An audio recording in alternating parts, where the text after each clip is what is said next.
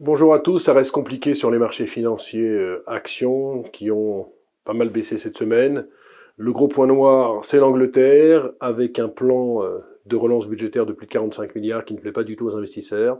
Pourquoi? Parce que ça va faire flamber le déficit budgétaire. Il y a aussi une flambée de la balance des paiements courants, puisque le déficit des paiements courants devrait représenter 8% cette année, voire 10% l'an prochain. Il y a eu des attaques contre la livre sterling, taux plus bas depuis 1985, et il y a eu surtout des attaques sur la dette anglaise, qui est passé à 4,52% sur le 10 ans anglais. Du coup, la Banque d'Angleterre est intervenue, non pas en augmentant ses taux d'intérêt, mais elle est intervenue en achetant de l'obligation, une espèce de quantitative easing déguisé, ce qui a fait rebaisser les taux sous les 3,95 avant de remonter à 4,15%. Il y a donc une grande problématique au Royaume-Uni, tout simplement parce que la Banque d'Angleterre d'un côté augmente ses taux, pour lutter contre l'inflation. Et de l'autre côté, le gouvernement anglais fait un plan de relance budgétaire ultra-inflationniste. Donc c'est assez compliqué à comprendre. Ce qu'on peut vous dire, c'est que ça n'arrange pas du tout les affaires de la Grande-Bretagne, qui est avec une inflation de l'ordre de 10%. Et puis il y a un précédent, la dernière fois qu'il y a eu un plan de relance massif comme ça, avec une forte baisse des impôts, c'était en 1972.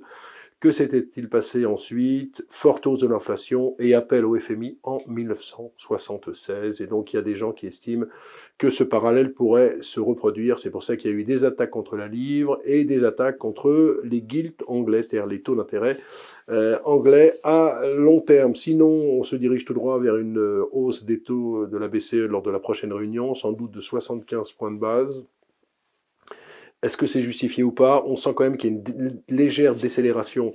Par exemple, en Espagne, où l'inflation sur un an est revenue de plus de 10% à 9%, mais ce n'est pas suffisant pour contrecarrer les ambitions de la BCE. D'ailleurs, tous les membres de la BCE, tous les gouverneurs estiment qu'il faut encore augmenter les taux. Aux États-Unis, on aura encore sans doute deux hausses des taux cette année, sans doute 125 points de base, puis encore 50 points de base l'an prochain, de sorte qu'on est vraiment dans des politiques monétaires ultra restrictives. Dans ces conditions, c'est difficile d'acheter des actions. Le TINA, qui était il n'y a pas d'alternative, est remplacé par le TARA, c'est-à-dire qu'il y a d'autres alternatives, et certaines alternatives sont notamment les placements monétaires ou certains placements obligataires. À noter cette semaine qu'il y a eu l'introduction en bourse de Porsche, qui s'est plutôt bien passée, mais attention, c'était une levée de fonds portant sur 12,5% du capital, sans droit de vote, et en plus, il y avait certains fonds qui participaient à cette opération. Maintenant, reste à savoir si Porsche aura la destinée boursière de Ferrari. Je vous rappelle que Ferrari a été introduit en 2015 à 52 dollars, ça en vaut 191 dollars actuellement,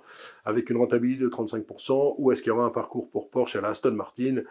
Aston Martin, que vous connaissez bien, la société a perdu 92% depuis son introduction il y a 3 ans, tout simplement parce qu'il y a une dette supérieure à 1 milliard, il y a des problèmes de renflouement, on est au bord du gouffre. Donc pour moi, il y aura un parcours à la Ferrari, mais ça va monter quand même beaucoup moins vite. À noter que la rentabilité opérationnelle de Ferrari, c'est 35%, celle de Porsche, c'est 17%, ce qui est quand même bien.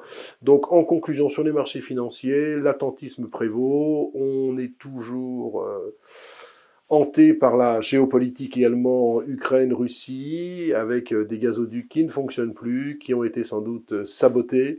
Et donc l'Angleterre, c'est le nouveau problème sur les marchés financiers. Est-ce que l'Angleterre va faire appel au FMI? Est-ce que le projet de budget va être adopté en l'état? Est-ce qu'il va être amendé? Il y a encore beaucoup de questions, et c'est pour ça que les marchés actions restent fébriles, même si certaines valorisations, je le disais encore sur BFM jeudi, sont bradées. Je pense à Saint-Gobain, ou je pense encore à Stellantis, qui est ma préférée dans le secteur automobile. Voilà, excellente journée, excellent week-end, on se retrouve la semaine prochaine.